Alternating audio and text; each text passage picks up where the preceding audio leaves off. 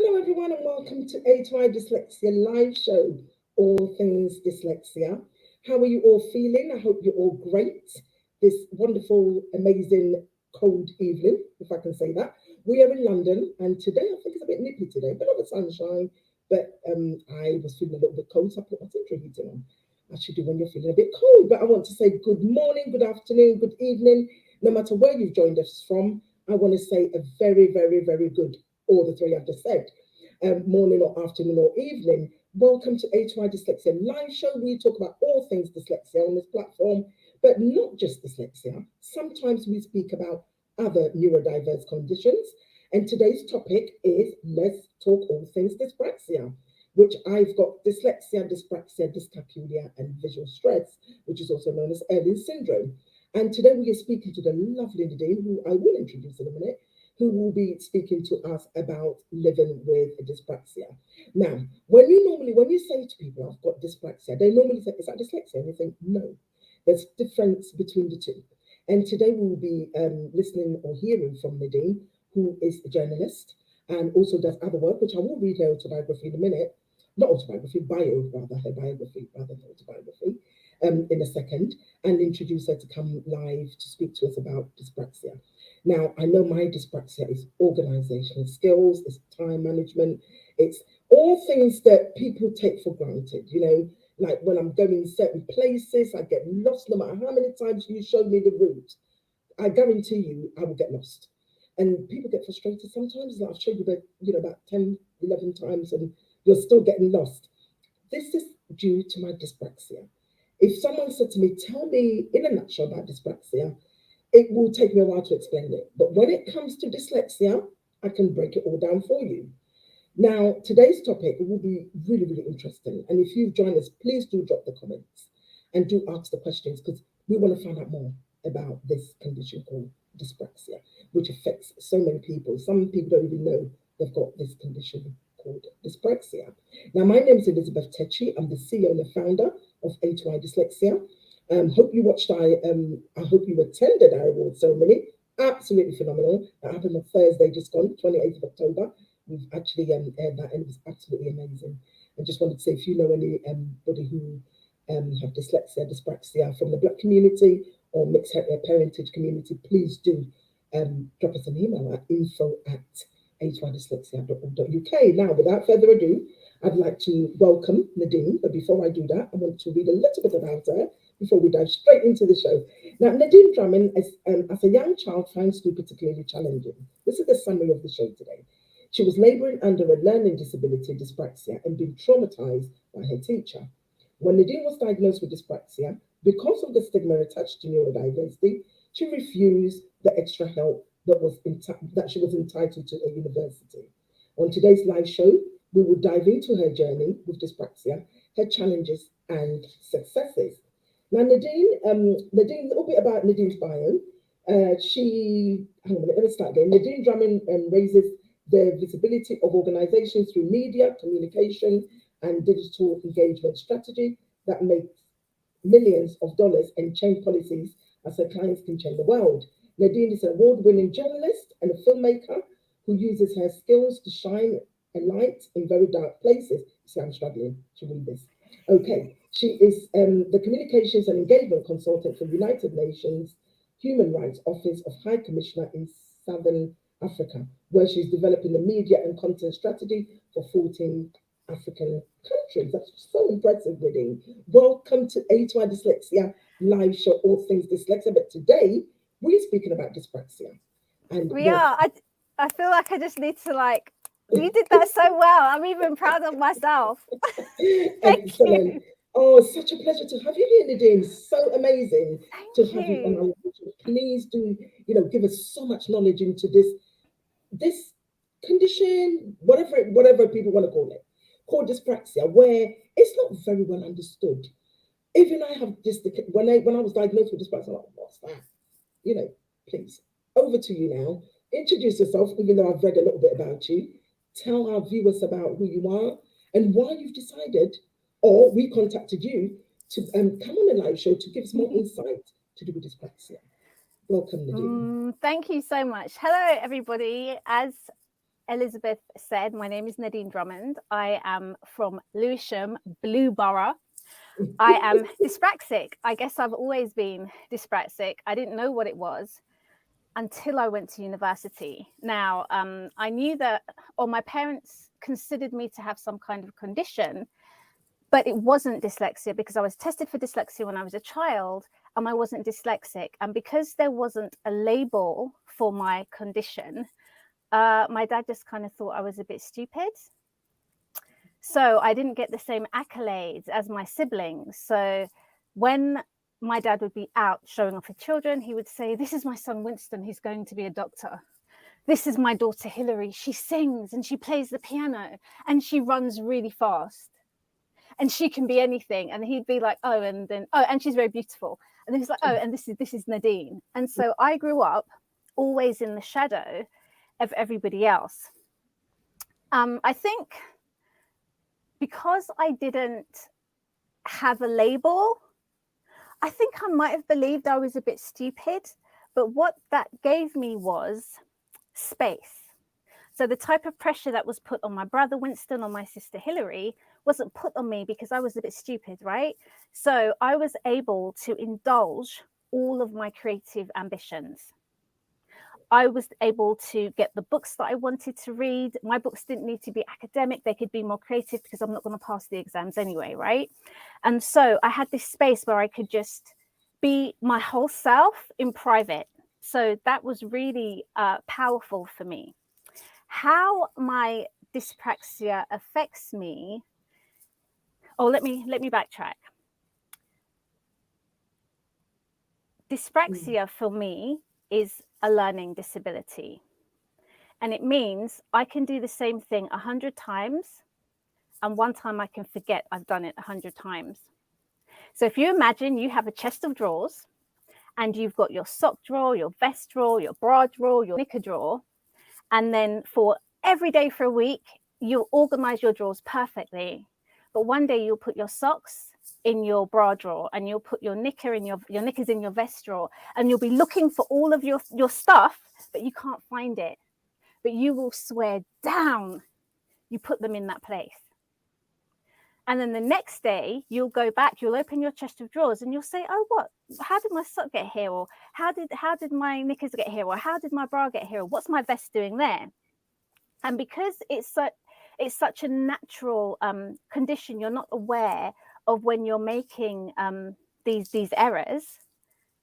You can often blame other people and be like, I put this there and you moved it and it's not there. What have you done with my stuff? But really, you're the person that's doing it. But it's almost like you zone out. You're not aware that you're doing it. And so that is, I think, the most effective way that I can explain dyspraxia. So because I function quite highly, most people don't recognize dyspraxia as a condition, and I seldom disclose it, because what that means is that because of disability discrimination, you're discriminated against and you're treated unfairly. So for me, it's easier to labor under the misapprehension of me being a little bit careless, a little bit lazy, and that I make mistakes, than for people to know that I have a disability. Mm-hmm. So I say this not to encourage anybody else not to disclose their disability, but not disclosing is a way in which I cope. It's a coping mechanism for me, because I did not choose an industry that is compatible with my condition because I'm a journalist, right? And I need to remember people's names. I need to remember places and names of countries. I could work on a story all day and I could forget the capital city and not know what it is. And then I have to go and look it up. And so I have to work so much harder than other people that I work with, because I have to have strategies in place to help me when I forget things. So I'm a visual thinker. So I color code. I have notes everywhere. I have sing-song things in my head, so I'm less likely to forget. And I have to be so organized. Otherwise, everything falls apart. I have to organize everything. It's really, really funny you said all the things you described. It's me 100%. But it's like when as you're talking to, I'm like, that's just so me, forgetting things. When I'm locking the door to go out, I have to say it to myself, I'm locking the door. I lock the car door and I come up, did I lock that? Oh, let go back downstairs. I mean, somebody might be watching thinking, but we all do this. But I think when you've got dyspraxia, it's double whammy. And there's no, I mean, the way you describe that is so perfect. I'm constantly saying to my children, I know I left my phone here. One of you picked it up. Somebody's picked it up here, and then it's in my handbag, and it's like, it's my handbag, and I have to always go back and apologize to my children. So I am a bit chaotic, or should I say, I'm very chaotic. My world is very chaotic, and I'm so glad you described that in a nutshell. The way you put the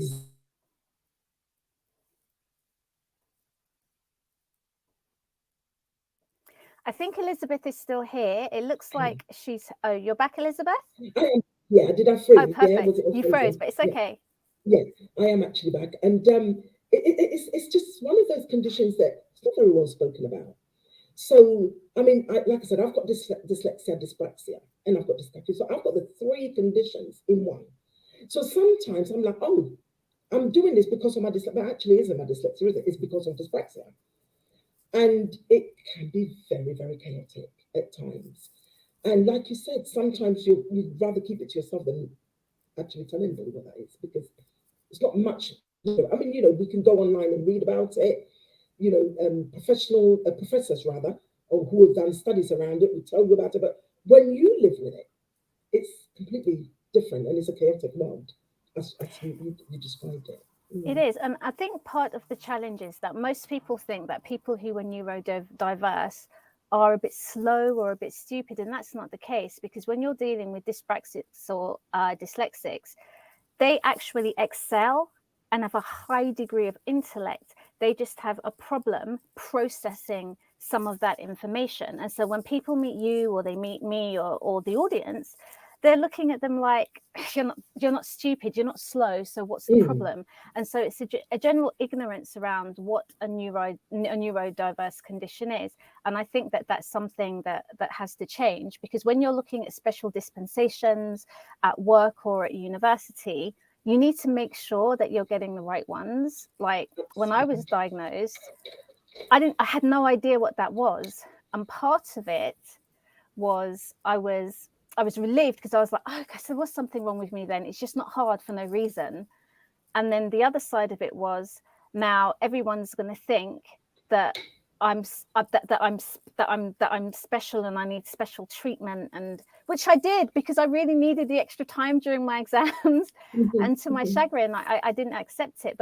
And as you said earlier, because of the stigma attached to neurodiverse conditions, and always having to explain. And also emotionally, I was a little bit immature, and I wasn't ready. And that was in part because of the stigma from my family as well. So I think another disadvantage is I didn't get any support from my family, and I still don't. So one of my brothers lives on the South Bank, and I always get lost. He's been living there for over 10 years, and I always get lost. I can never remember where the car park is. And so a couple of weeks ago, he said to me, you're taking this disability thing too far. Why don't you know? Why do I have to come downstairs and find you? Why don't you know where it is? Like 5 years ago, I might have cried. Now I'm like, don't come then. I'll just go home. Exactly. So it's that lack of, well, they still don't accept that you have this unique challenge, because they can't see it, they don't understand it. You're able to function in all other areas, but I think people don't understand how much work that takes to do the work to reduce the affliction of your neurodiverse condition, whether it be through organization, as you were describing, repetitively going down to your car, making sure you've locked the door, making sure you've, I don't know, blown out the candle. That's my thing, candles. I have to check my candles to make sure I don't burn down the house, right? So all of these things, and it's the mental load that most other people don't carry. And because we've learned how to manage the mental load and make it not look like that much of a problem, people treat it as such, which is quite unfortunate for us, I Yeah. think. Yeah. Now, if anybody's joined us today, we're speaking about all things dyspraxia. And of course, if you've got any comments, please do drop them for us. And I'm sure myself and Nadine will be able to answer that question for you. No matter where you've joined us, maybe do drop us a comment of where you've joined us from. Which country have you joined us from? Because it's really important that, you know, we get to know our viewers and where you're all sort of tuning in from. And it's great to have this space to talk about all things dyspraxia. Nadine, I'm going to dive straight into my first question. When were you diagnosed with dyspraxia, and why were you in complete denial? So I went to Cambridge University, I read law, and it was in my second year. In my first year, I did really well in my supervisions, which are your kind of small group, independent teachings from teachers or specialists in your subject areas. And I performed really well in groups. I'm verbose, I'm a good communicator, which is another byproduct of dyspraxia. You tend to be really good communicators. And so my predicted grades were really high, and my exams did not reflect that. And so one of my teachers or my director of studies has said, this doesn't make sense, because I wasn't the girl that was always in the bar. I wasn't the girl that was basically on road. She knew that I worked really hard, and she couldn't understand why I just got these grades. And then she said, it's not your spelling or your comprehension, because you spell well enough and your comprehension's excellent. So maybe you should do a test. And just to placate her, because of how she approached me, I said, okay, I'll do a test. And then when I came back in my second year, I mean, she didn't bother me over the summer, but when I came back towards my third year, she said to me, your results came back, Nadine, and perhaps you should open this envelope. I don't know what I was expecting, but I just wasn't expecting anything. I was just like, I just need to finish this degree. And so it was like dyspraxic. And I said to her, what is that? And she said, well, dear, I don't actually know. He said, but you qualify for a dispensation. You have extra time in your exams. And then I said, I don't want it. She said, but you should take it. And I said, but I don't want it. And she said, whoa, well, it's your choice. But I really think that you need this dispensation, because your performance in class is not reflective. It's not comparable to your performance in exams, because I can't remember anything. Like, I'll know it, and as soon as I get in, I can't remember nothing. And law is all case law. You have to know the cases, you have to know the years, you have to know the dates, you have to know the rulings. And it's technical. And my strength isn't technical. So whilst I was doing my degree, I was working at my weakest point. I was working on I was laboring under my weaknesses, hardly any of my strengths. So it was very hard for me. I can imagine that. And here's me thinking that, you know, when you said you open that envelope, or actually you're talking about when you open an envelope for the assessment. But for me, when I was at university and failing, I probably would have put it down to dyslexia, but maybe it wasn't. Maybe it was dyspraxia and all the other three conditions combined together, which makes this condition very, very difficult for me at times, you know. And I think I've just got to a point in my life where I just have to accept it and own it and just get on with it, basically. Yeah. Like, I don't have a maths GCSE, and maths, you have to have maths, English, and science, right? So when I hear people going about GCSEs and maths, I have a deep belly laugh because I'm like, you don't need a maths GCSE. And I generally shouldn't be saying this to young people, but I think that if you are somebody that can cope well in the curriculum as it is with your reading and your writing and your arithmetic, then great. But for those of us that can't, I'm not killing myself over a maths GCSE. And I mean, if I wanted to be a teacher between the ages of 18 to 21 and go to and do a PGCE or whatever after my first degree, I wouldn't have been allowed to, because you need a maths GCSE. So what does that mean? I could never be a teacher because I don't have a maths GCSE, even if I'm teaching drama, or even if I'm teaching something English that's got nothing to do with math. It's a really unfair system. And then when I look at the things I've been able to accomplish when I work in my strengths and not my weaknesses, all the people with maths GCSEs can't touch me. So what are you really talking about, and how are you really trying to support people that think a little bit differently? And of course, Because sorry, Nadine, to cut you, but there's going to be so many young people or even adults who didn't manage to get that maths GCSE. And like, I'm a bit like, I went back as a mature student.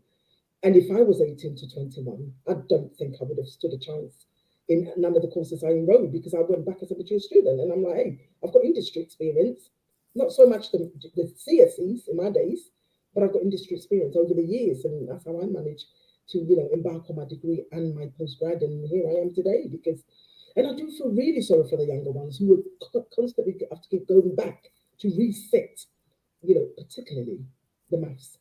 I did it 3 times. The highest grade I got was a D. Okay. Yes. And I tried so hard. In the end, I just said, like, then I just can't do it then. But what I would say is that if you are a parent, or if you do have younger people in your families that have these types of neurodiverse conditions, apply to universities that have the money to support your condition. Don't just apply to universities because you think you fit and you're going to have a nice time. You need to go somewhere where they've got money to support you. And often those types of institutions work at supporting students with disabilities. And so I wouldn't discount elite universities from that, because I didn't have maths GCSE, and my Cambridge college, Lucy Cavendish, determined that I didn't need maths for law, and they made a special request to the collegiate university body to grant me acceptance without my maths GCSE because I had everything else. Had I gone to other universities, they wouldn't have let me study law because I didn't have maths. So what I found you need to do is find your way in, and it's not going to be the standard way, because you're not standard. You're special. Absolutely. Thank you so much for that, Nadine. That's really, really amazing. So someone, Annette's asking, my son was diagnosed with dyspraxia, but it affected his speech. Actually, that's very true. So hard to have speech therapy. Was that really dyspraxia, or was he just misdiagnosed? I can't read today, but I'll read it again if I have to. So my son was diagnosed with dyspraxia, but it affected his speech. So had to have speech therapy. Right, okay, I'm on track. Was that really dyspraxia, or was he misdiagnosed? That's really interesting because I stumble all the time with words. Are you able to answer that question for us? Hey, Annette, I think it's possible, because sometimes I sound like I have a lisp, and other times I stumble over my words. So I think it's very likely that it does affect your speech, because I didn't speak until I was, well, of course I spoke to my family, but publicly I didn't speak until I was about 13 or 14, and I had to have private speech and drama lessons to actually learn how to pronounce and enunciate my words. And initially I thought it was just because of my accent. They didn't like my accent and they wanted my accent to change, but it wasn't, because my tongue was heavy and it was tired. And of course my family could understand me when I spoke, but most other people couldn't. Right. Yes. And so I think that's very possible, because I had speech and drama lessons. Okay, that's really interesting actually, because sometimes I know the words I want to say, and then they just come out wrong. They come out completely the opposite to what I want to say, and that can be very embarrassing sometimes. Or I'll completely forget it. I'm right in the middle of a sentence, Nadine, and I will forget what I'm supposed to be saying. So everyone's looking like, next, what have you got to say? I forgot it. And it really annoys me. And then suddenly I remember it, and then I butt into the conversation. And it's like, it's like so a strategy that happens to me, but a strategy I've developed to prevent that from happening is that I have 3 words for the same word. So if I forget the word, I have an automatic word in its place. So say I wanted to use a word like continue, and I forgot the word continue, I'd have carry on. Right. Yeah. Or something like as aforementioned. And so I'm not going to forget all 3, but I'm going to have those 3 words bundled into my head. And I know that if I'm speaking to somebody, or I'm going to meet somebody, or I'm interviewing somebody, I rehearse that interview in my head. So I can practice my speech, I can practice my words. And so I have a strategy in my head of how the conversation's going to go. And then all of the diversion angles that it could take, But because I've rehearsed it, all of the anxiety around forgetting is gone. Yes. I just have to remember the 3 words. And That's a really good strategy. Yeah. I know how well I'm going to function on a day, depending also on how tired I am. So if I don't sleep well, I know I'm going to have a bad day. So sleep is imperative for me.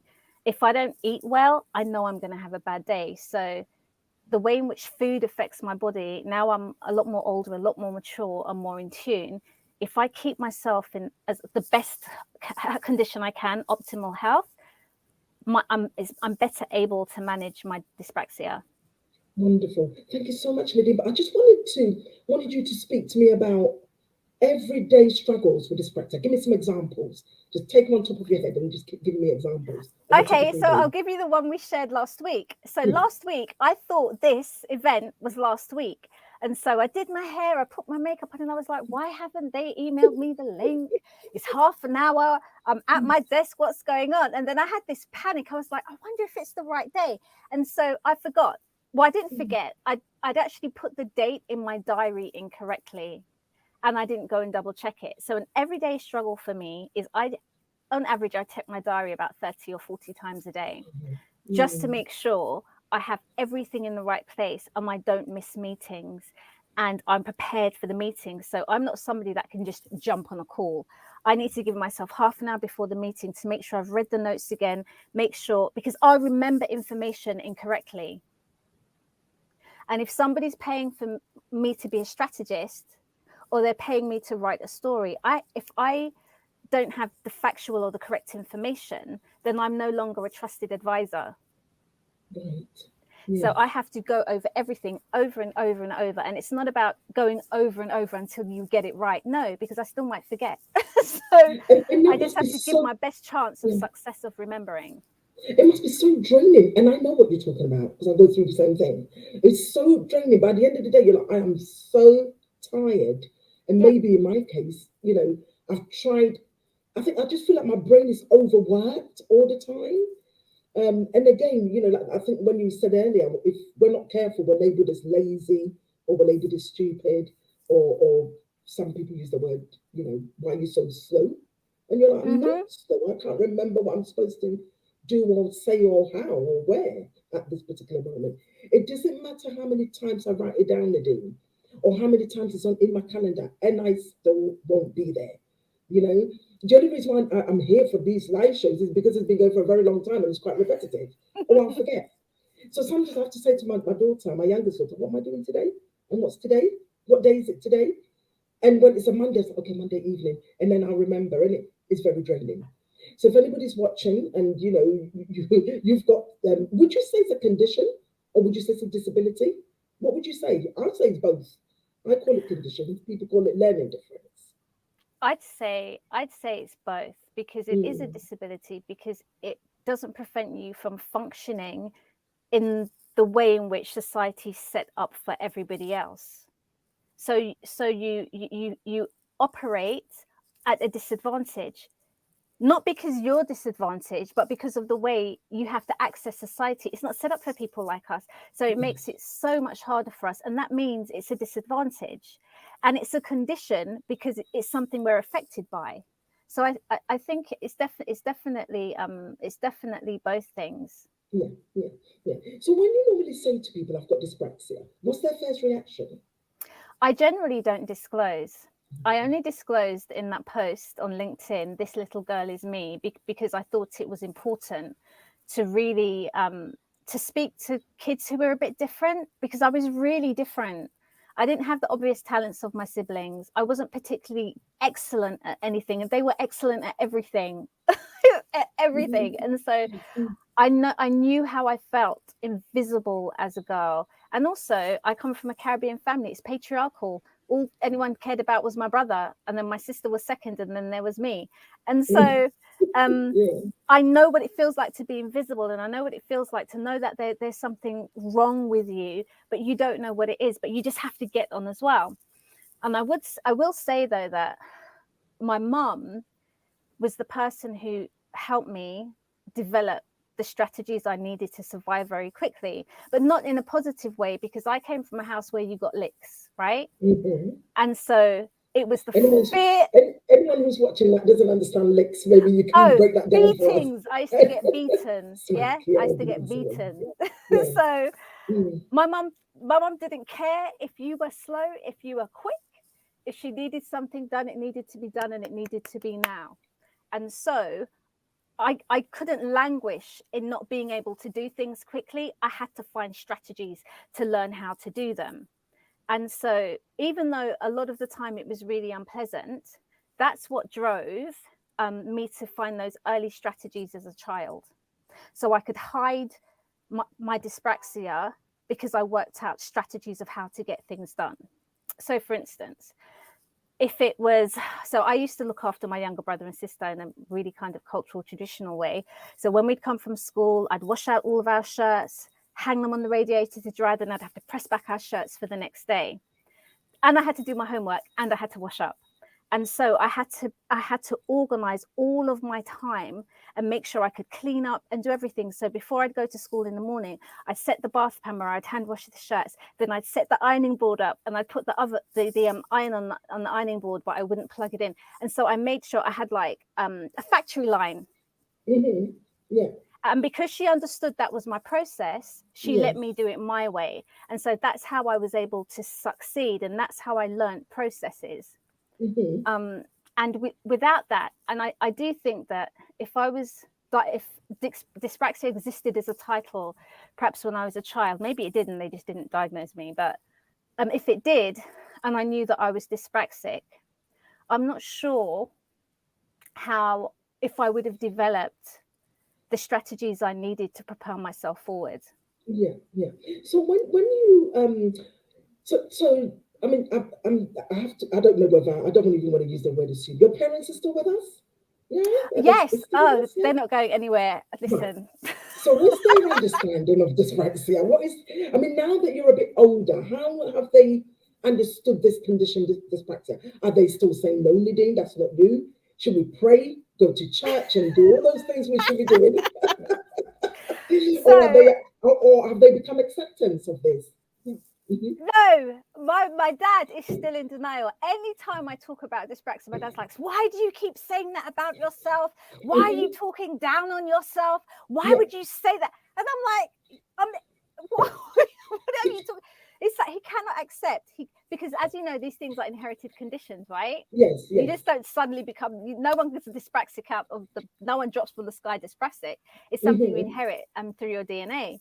And so my dad he takes it particularly badly. And my mum, she cannot understand, because my mum is really quick. Her brain's like, I don't know, her cognitive speeds are incredible, even for quite an old woman.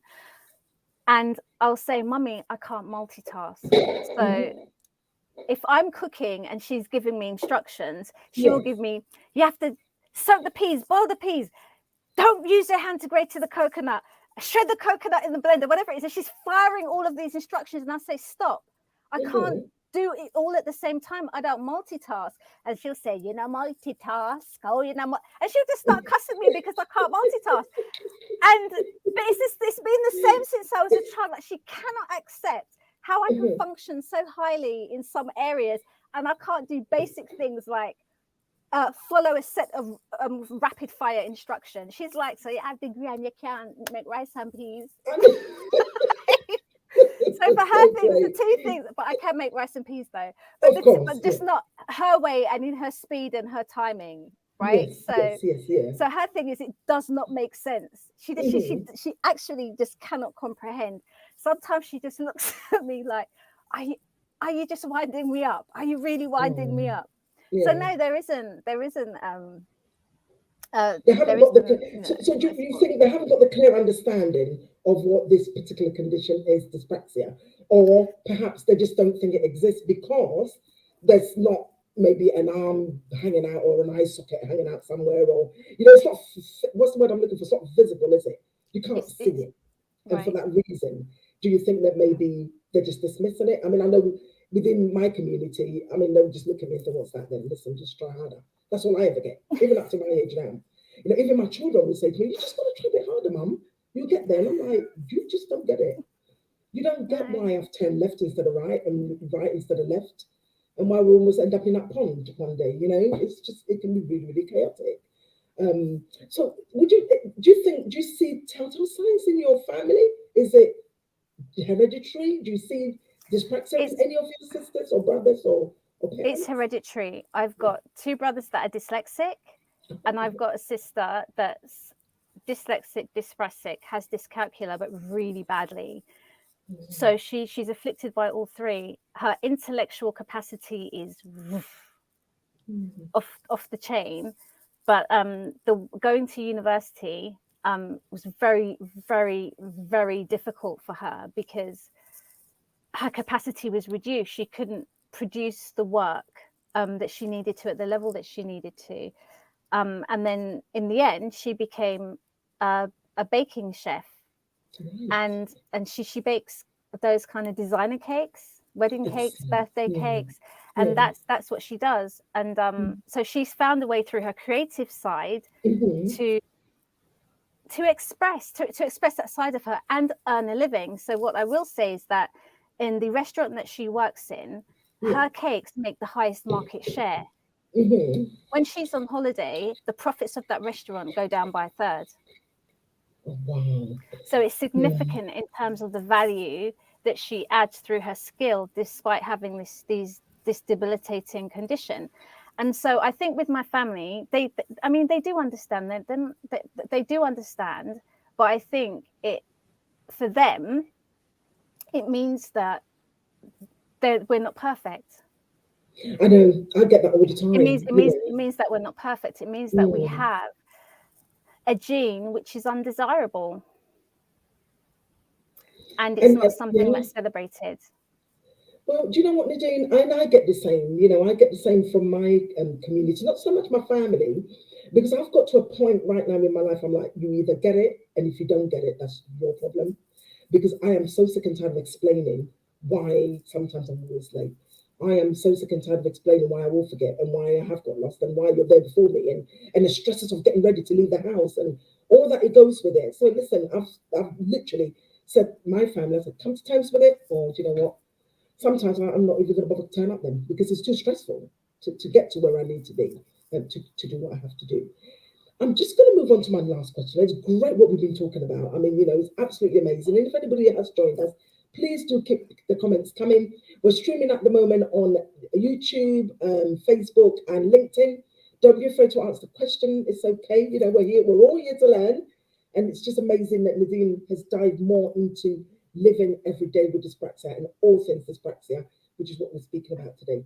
Just before we go, Nadine, what would be the one advice you would give to somebody who's probably been diagnosed with dyspraxia and thinking, what do I do now? Or someone who doesn't know what this condition is, but possibly listening to what we're saying or watching this live show has made he or she or they realize that, hang on, could I have dyspraxia?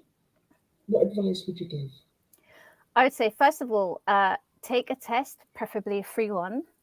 And then if your results come back positive or affirmative, then I would seek out advice, perhaps from your Citizens Advice Bureau, and figure out what dispensations there are available to you at university or at work. Because what happens at work is, I'm working off of the basis that we're all adults now and we've finished with school, is that when you're looking at your KPIs or your performance at work, if you're dyspraxic, it's going to impact how you work, no matter how good you are in certain areas. And when you're having your end of year reviews, that can be linked to bonuses or promotions, you don't want to be denied opportunities or money because of your condition. And sometimes if you disclose that condition, that can be taken into account when you're being reviewed by your manager or by your boss. And it also means that because of your condition, HR has to pay particular attention to you. Because I found that with my condition, I actually made my boss's jobs harder. Mm-hmm. And when I had an unpleasant boss, it actually made my job even harder. Sometimes it was traumatic. And they don't know why. Sometimes they won't care. They don't have to care, but HR has to care, right? Mhm. Because you're protected under the Disability Act. So I would say find out what your dispensations are. I would pay very close a particular attention to if you're meeting your goals at work, and if you're not and it's directly linked to your condition, go and speak to HR so they know that they can't mistreat you as a result of it or punish you as a result of it. I really think that it's worth it, because the amount of stress I've put myself under by not sharing, by hiding my disability, I did so much damage to myself. Yeah. And Yeah. it wasn't because I was ashamed. It wasn't that. It was because I knew it's a catch-22. It's because I knew that in my profession, everyone's profession is different. In journalism, in TV news, in newsrooms, I would have been discriminated against. And there were so few people of color in those newsrooms Yeah. that my fear of racism, Yes. or my experience of racism, it would have just been one other thing that can be used to abuse me.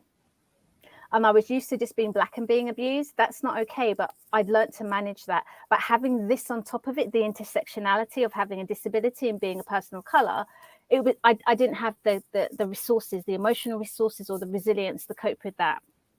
So now I'm in a different space, which has allowed me to work on my strengths a whole lot more. And I'm also more confident. I'm also more emotionally mature. And so I can go to my employers, or I can go to my contractors and say, look, this is what my disability is. If you need any more information, I can send it to you. It shouldn't have a direct impact on my work, but if you're concerned about anything, please let me know. And I found that works really well. But I think that during COVID, we've all been thinking about our happiness more and what we want for our lives more. And I just think it's really important to be as happy as you can be, because we don't know how long we're going to be here, for. And if we prioritize our health, our mental health, our physical health, we'll be happier, and hopefully that will equate into living longer and being around the people that we love. So I think just find all of the support you can and make sure it's not being used as a weapon against you, because it's not your fault. And with the right support, you'll be able to live your wildest dreams. And I believe that 100%. Absolutely wonderful. Now, just one last thing. What advice would you give to your younger self? You know, your younger self. So you're looking at yourself now at the age of, I don't know, let's say 15, 13, 14, 15. What advice would you have given to your younger self? Oh, my younger self wouldn't take no chat, so there would be no point. So, so there would be no point. She just kiss her teeth and keep walking. But as like a late teens, like early 20s, I would have said, fire bun the whole of them. Take your time, use every dispensation you can, sue everybody, use your citizens' advice, get pro bono, sue everybody, take their money and use it to invest in yourself, to develop the skill set that you need to be whoever it is you want to be in this world. I wasted so much time hiding and trying to protect myself and shield myself, and I didn't use any of the dispensations that lots of people like me fought. They fought for me. All of this disability, the disability law came because people like me, and that actually had conditions that were far more debilitating than mine, fought to give me those rights. And I didn't use them. And so when people fight for us, we should honor them, just like people fight for us to vote. Yes, absolutely. As women or as Black people, we need to vote.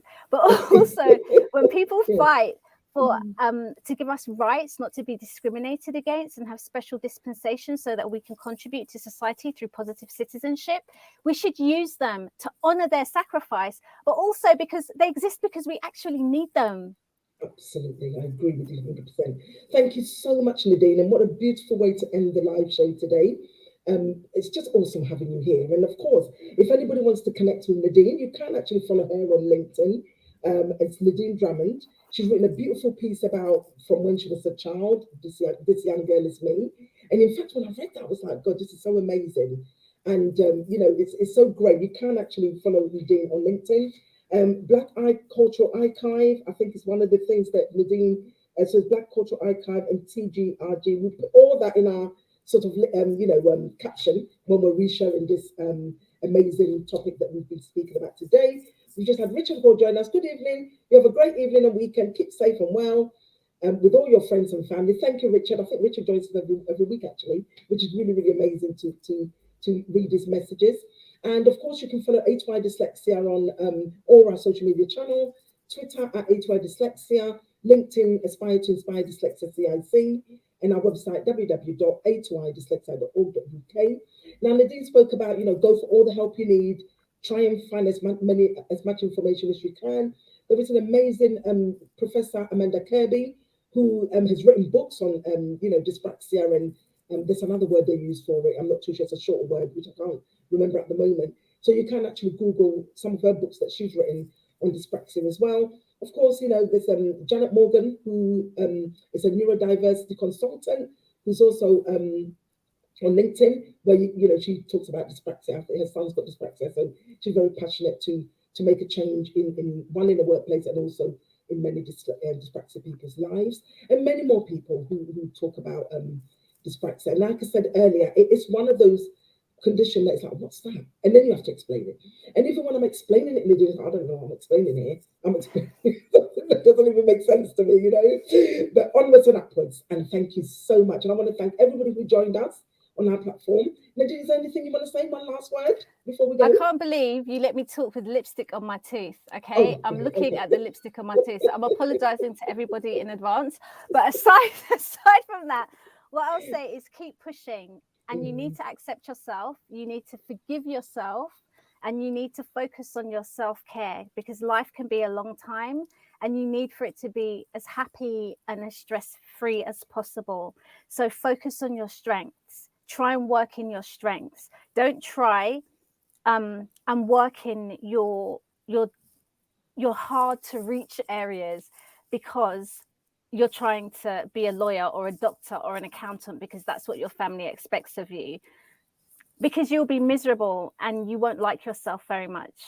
You have to work in your strengths, and we all have strengths. That's why we're neurodiverse. When our cognitive pathways are conditioned or are formulated slightly differently, there are other spaces in our brains that just bloom and blossom and allow us to be the most creative, visually creative, aurally creative people on the planet.